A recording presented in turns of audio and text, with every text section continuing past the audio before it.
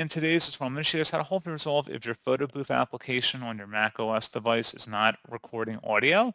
So this should hopefully be a pretty straightforward process, guys. And without further ado, let's go ahead and jump straight into it.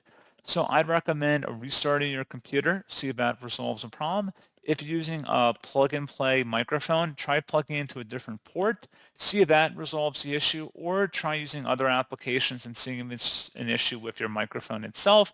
That's beyond the scope of a tutorial like this, but that's just something else you can try. And that's pretty much it.